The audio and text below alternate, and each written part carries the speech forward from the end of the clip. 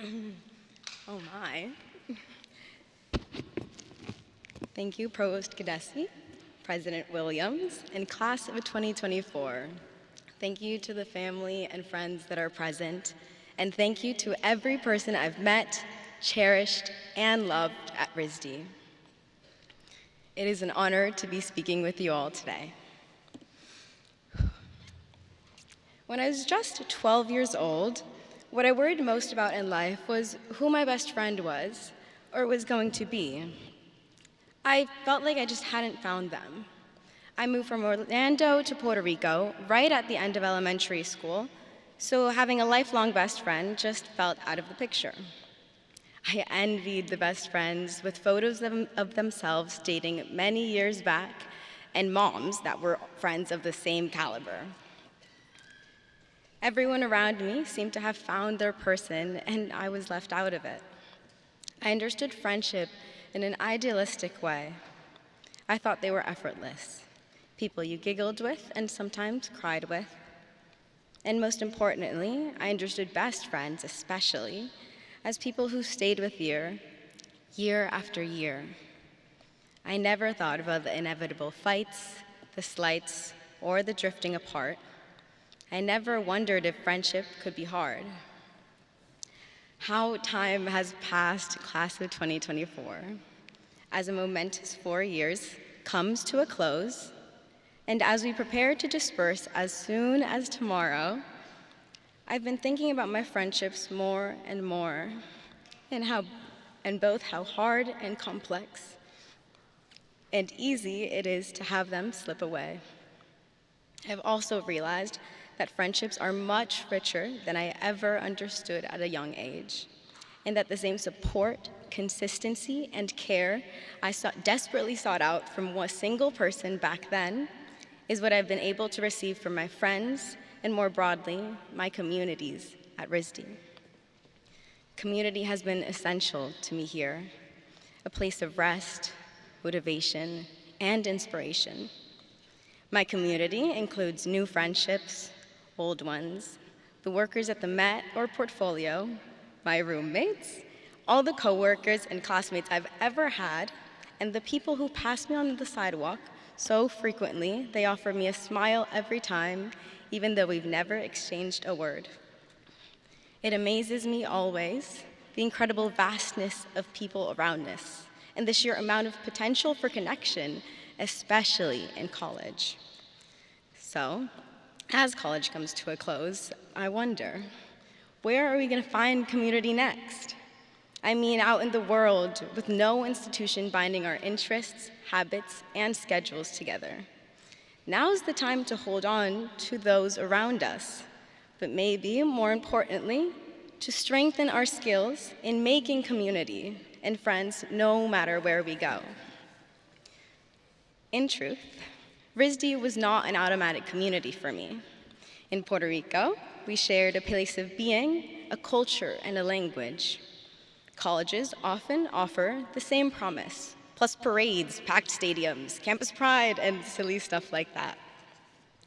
RISD is a little different in that regard. Divided by majors, a dispersed campus, and just being too busy to socialize, our sense of connection is sometimes challenged. At RISD, I actually had to dig a bit deeper and wider to find my communities. And after the childhood I described, I was really ready to change that feeling. I wanted to forge community, and so I learned how. Today felt like a good chance to share with you what I learned. First, community is intentional. You have to do community and put in the time, work, and effort. We must reach out to one another, ask about each other's days, be there in times of need, and celebrate in times of achievement. Community will not simply land in the palm of your hand, but you will find it when you seek it. Second, community is urgent. The times the RISD community has felt most united is when we've gathered around a cause. Maybe those moments feel so powerful because of their rarity.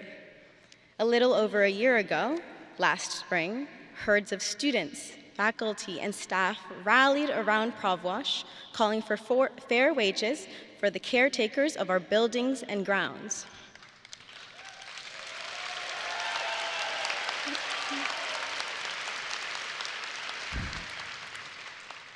On those same steps, this spring, we again gathered in unity for Palestinian rights,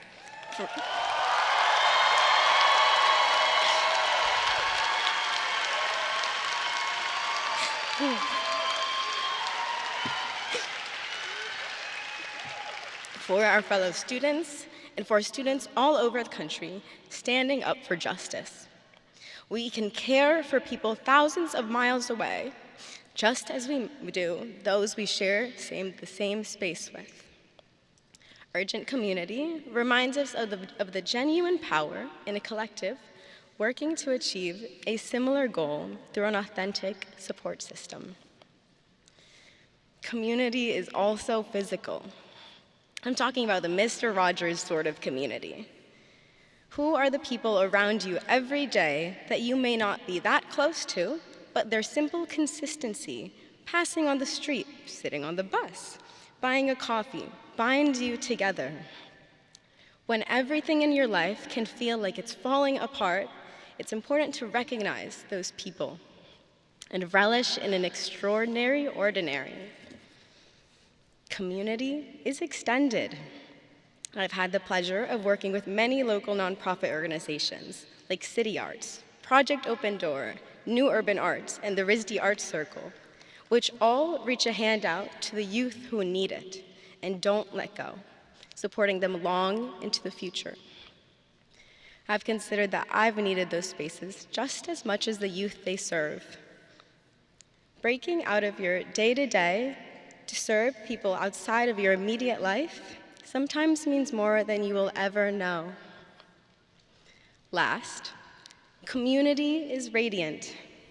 We have been here for 4 years, working tirelessly over projects, paintings, sculptures, and designs that are dear to our hearts and minds because of concepts so personal to us as creators. We are endlessly vulnerable, embodying our most intimate thoughts in our work. We then connect with those who witness, understand, and accept what we put on the table, extending community through what we make. So, community is intentional, urgent, physical, extended, and radiant. And one more thing, community, like friendship, is hard. It requires time, effort, care, and patience. I am excited to step out into a world where I know so many of us will continue to build community wherever we go, learning from what we've managed to build here in only a few years. Starting tomorrow, let's all take the bus somewhere new. Find a nonprofit to volunteer at. Maybe ask strangers for their names, and make a plan to see that friend we felt has been drifting. People care and want to care. Our communities are where that care happens. I'm so honored to have discovered and been part of so many communities with all of you. Look around. Who has been your community? How have they shown up for you? And how did you do the same? How will you do that for others in the next chapter of our lives? My dad has this saying he would always mention when he would try to get me to go to some networking event, that life is like a snowball going downhill. And as we go, we should collect and connect with the people we encounter. Community is more genuine than a networking event, but it's the same idea. Gather as you go. Resonate with the newness of relationships. Practice breaking out of your comfort zone. People might surprise you. Class of 2024, I am so, so proud of us. As someone who didn't get a high school graduation, as many of us did due to the pandemic, I feel extra lucky to say, congratulations, guys, we did it.